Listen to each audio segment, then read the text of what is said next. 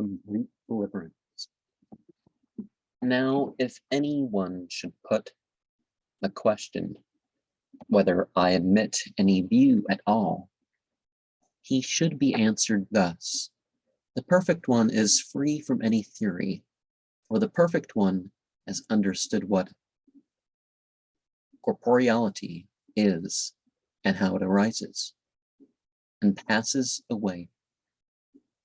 He has understood what feeling is and how it arises and passes away. He has understood what perception is and how it arises and passes away. He has understood what the mental formations are and how they arise and pass away. He has understood what consciousness is and how it arises and passes away.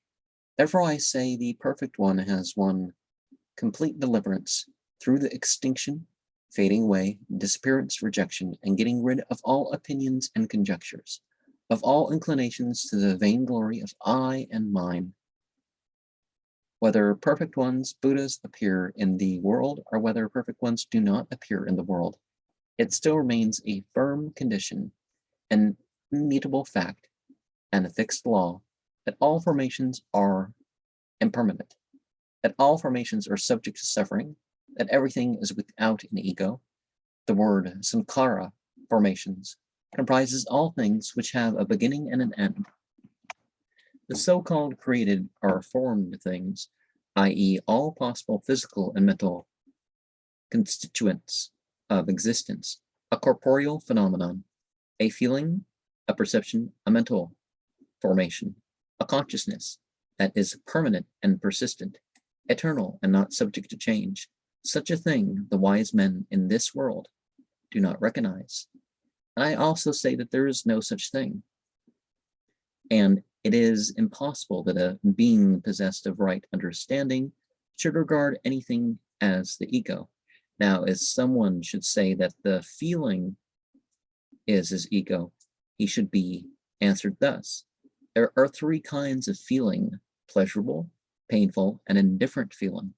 Which of these three feelings now do you consider your ego? At the moment, namely, of experiencing one of these feelings, one does not experience the other two. These three kinds of feelings are impermanent, of dependent origin, are subject to decay and dissolution, to fading away and extinction.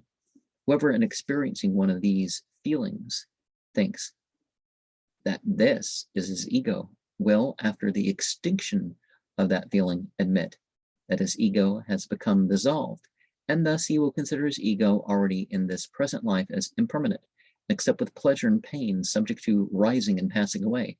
If anyone should say that feeling is not his ego, and that his ego is inaccessible to feeling, he should be asked thus.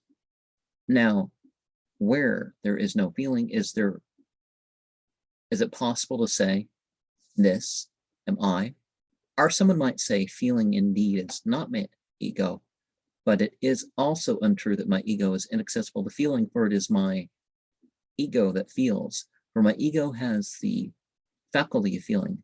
Such a one should be answered thus. Suppose feeling should become altogether totally extinguished now. If there, after the extinction of feeling, no feeling would ever exist, it is then possible to say, this am I. To say that the mind or the mind objects or the mind consciousness constitute the ego, such an assertion is unfounded. For an arising and a passing away is seen there, and seeing this, one should come to the conclusion that one's ego arises and passes away. It would be better for the unlearned worldling to regard this body built up of the four elements as his ego, rather than the mind, for it is evident that this body may last for a year, for 2 years, for 3 years, 4 or 5 or 10 years, or even 100 years and more. But that which is called thought or mind or consciousness is continuously during day and night arising as one thing and passing away as another thing. Therefore, whatsoever there is of corporeality, of feeling, of perception, of mental formations, of consciousness, whether one's own are external, gross or subtle, lofty or low, far or near. There, one should understand according to reality and true wisdom. This does not belong to me. This am I not. This is not my ego. To show the egolessness, utter emptiness of existence. The Suddhi Magga